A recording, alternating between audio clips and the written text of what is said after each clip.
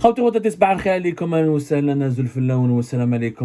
que vous allez bien, j'espère que vous vous portez bien. Vous avez été très nombreuses et nombreux à nous envoyer des questions autour d'un sujet que nous n'avons pas abordé pour le moment, mais votre curiosité et votre insistance nous oblige de l'aborder. C'est le sujet qui concerne le boycott imposé par les autorités algériennes aux importateurs algériens, un boycott des ports marocains. Voilà, l'Algérie donc a décidé, la note elle a été circulée sur les réseaux sociaux, elle a beaucoup circulé sur les réseaux sociaux, c'est la note de la BEF, l'Association professionnelle des banques et des établissements financiers, qui elle a un statut totalement anormal en Algérie. L'Algérie, c'est l'un des rares pays au monde où c'est une association qui demande aux établissements financiers, qui donne des ordres et des instructions, et qui demande aux établissements financiers et aux banques d'appliquer certaines mesures, alors que normalement, celui qui doit donner des ordres aux banques et aux établissements financiers, c'est la Banque d'Algérie et le ministère des Finances.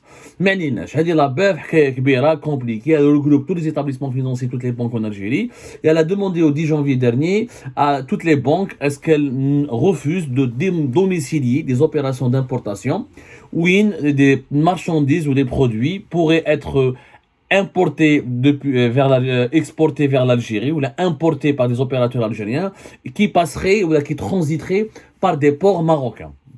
En clair, il faut demander aux importateurs algériens des garanties et des documents qui prouveraient que les marchandises ou les biens qu'ils vont importer depuis l'étranger ne vont pas transiter par les ports marocains. Ça a eu beaucoup de polémiques et beaucoup d'entre vous nous ont posé des questions. Quel est l'impact, quelle est l'efficacité, quel est le sens de cette mesure? Ça n'a aucun sens. Je vous dis, les sujets algéro-marocains, je suis très objectif. J'essaie d'oublier que je suis algérien, parce que je suis d'abord journaliste. Et je parle des faits. Moi, je ne suis pas là pour répéter des slogans. L'objectivité et le professionnalisme et la rigueur me dictent de dire des faits. Les faits, c'est quoi? C'est que cette mesure n'a aucun sens sur le plan économique. Elle ne va pas occasionner beaucoup de pertes pour les ports marocains.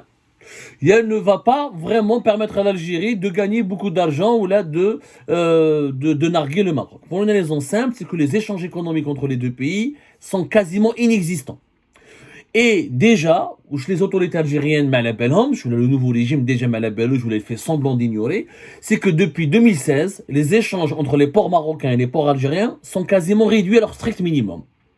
Déjà en 2016, quand il y avait une crise politique entre l'Algérie et le Maroc à cause du trafic de drogue, quand l'Algérie a commencé à construire des tranchées au niveau des frontières marocaines, il y a quand des barbelés et des accusations, le Maroc voulait inonder l'Algérie avec de la drogue et le Maroc ripostait que c'est l'Algérie qui voulait inonder le Maroc avec les psychotropes. Déjà, les relations commerciales avaient beaucoup, les échanges entre les ports des deux pays étaient quasiment réduits à leur strict minimum. Maintenant, ce que les dirigeants algériens ne savent pas, c'est que les échanges économiques entre le Maroc et l'Algérie, c'est l'Algérie qui était gagnante.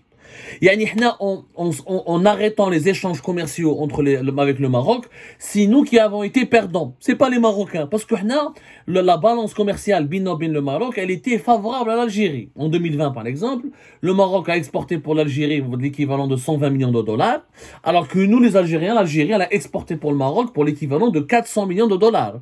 Pourquoi? Parce que nous, on leur vend à 90% des produits, des hydrocarbures ou du gaz ou du GNL ou des produits pétroliers ou des produits chimiques issus du pétrole et du gaz. Les Marocains, ils exportaient vers l'Algérie essentiellement des produits agricoles, du textile, un peu d'engrais et quelques produits de la sidérurgie, du fer, etc. Donc l'Algérie exportait pour 400 millions de dollars et elle importait depuis le Maroc pour 120 millions de dollars. Donc on était totalement gagnants. C'est des chiffres ridicules. C'est anormal que deux pays voisins, deux pays importants de l'Afrique du Nord, ont des échanges économiques qui sont à peine de 500 millions de dollars. Donc c'est du pipi de chat. Ça n'a pas beaucoup de valeur. Mais dans cet ordre de grandeur, c'est l'Algérie qui était gagnante. L'Algérie vendait beaucoup, elle gagnait plus de l'argent avec le Maroc que ce que le Maroc gagnait avec l'Algérie. Déjà, en sanctionnant commercialement le Maroc, c'est nous qui avons été perdants. On leur vendait plus le pétrole et le gaz ou là quelques produits dérivés du pétrole et du gaz.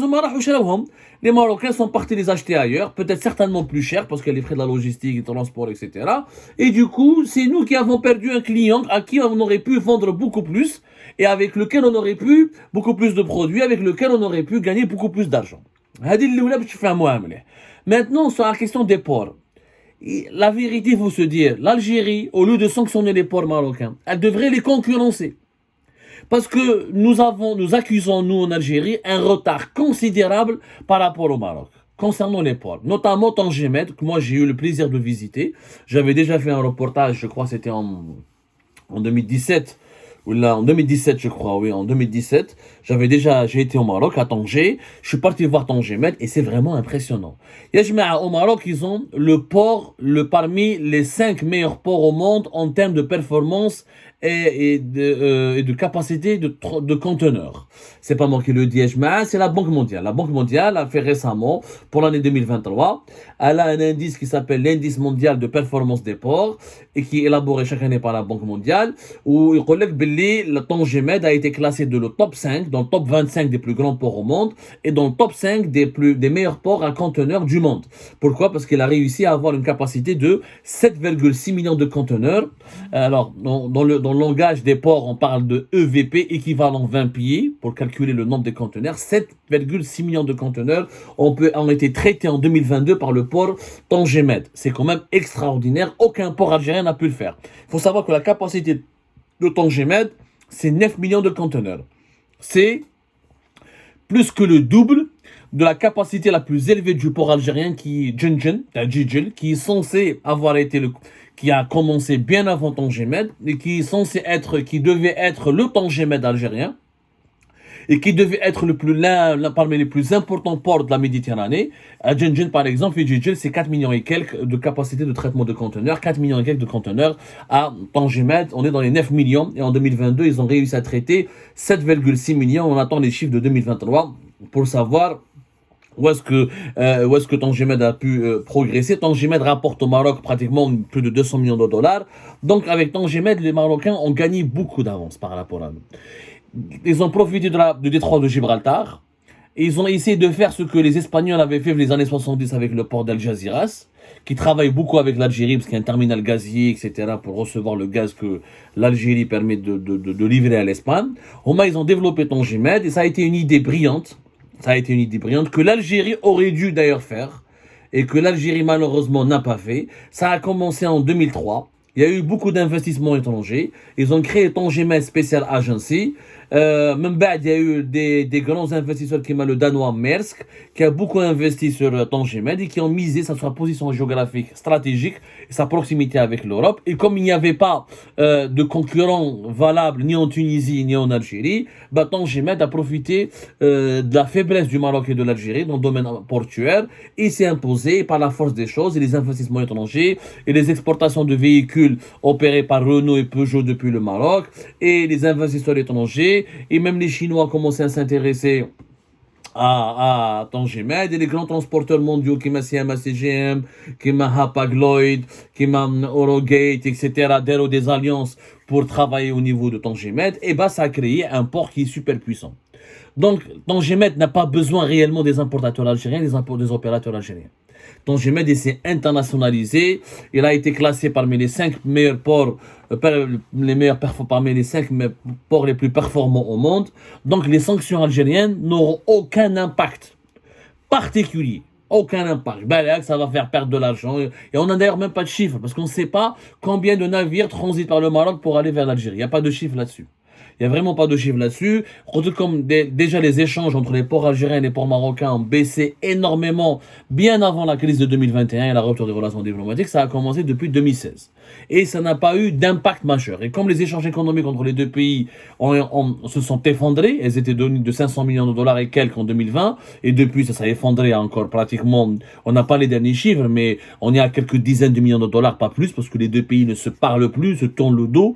Il est quasiment interdit aujourd'hui de traiter avec le Maroc en Algérie, et les Marocains commencent à en chercher ailleurs, à en chercher d'autres marchés, que ce soit dans le pétrole ou dans le gaz, voilà, dans les autres produits énergétiques, et ils ont cherché d'autres fournisseurs. Donc les deux pays n'ont plus de rapport.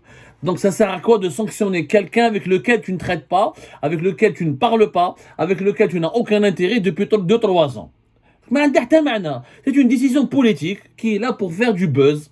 Elle va juste compliquer éventuellement l'avis à quelques importateurs algériens qui avaient l'habitude de passer par le Maroc, de passer par le Maroc. Ben là, ça va leur coûter un peu plus cher de passer par l'Espagne ou là par Marseille ou là par d'autres ports. Mais encore une fois, ce n'est pas des dégâts importants. C'est une décision, c'est une mesure qui n'a pas de sens, qui est populiste. L'Algérie, si elle veut réellement faire mal au Maroc, elle doit créer des ports qui pour concurrencer Tangimet. C'était un grand projet, un projet très ambitieux depuis le début des années 70. Ça a été un flop et un échec. Il s'est jamais imposé, n'a jamais été bien géré. Il n'a pas attiré des investisseurs étrangers. Même il a un potentiel de fou, mais bon, ça a été une mauvaise décision. Là, il y a le port de Hamdaniya et Cherchel, où les Chinois étaient prêts à mettre 3 milliards et quelques de dollars, mais il s'est jamais concrétisé parce qu'il y a des problèmes de réévaluation des études financières, réévaluation des études techniques, et la crise politique de 2019 a dissuadé les Chinois de s'installer en Algérie, et les Chinois ont demandé à ce que l'Algérie leur loue, leur concède, leur fasse des avantages assez douteux. Les Chinois ont dit que voilà, en échange de ces 3 milliards de dollars, on va louer, vous allez nous donner ce port à l'utiliser pendant, comme on le veut, de façon souveraine pendant un certain nombre d'années. Et si on n'arrive pas à récupérer les 3 milliards de dollars, la Chine pourrait se l'approprier définitivement ce port, comme ça s'est passé par exemple au Sri Lanka. Et l'Algérie ne refuse catégoriquement ce deal. Donc, ce qui fait que ce port de Hamdani ne s'est jamais fait. Il y avait l'idée d'Erbrab, de Vital, qui voulait faire un grand port, fait Cap Genet, pour délocaliser le port d'Alger. Nous devons construire des nouveaux ports. Donc, au lieu, encore une fois, d'insulter les Marocains ou de prendre des décisions qui n'auront pas d'impact, puisque déjà le processus de rupture des relations diplomatiques de 2021 a été radical et sur le plan économique, nous n'avons plus pratiquement aucun rapport. La seule solution est de les concurrencer.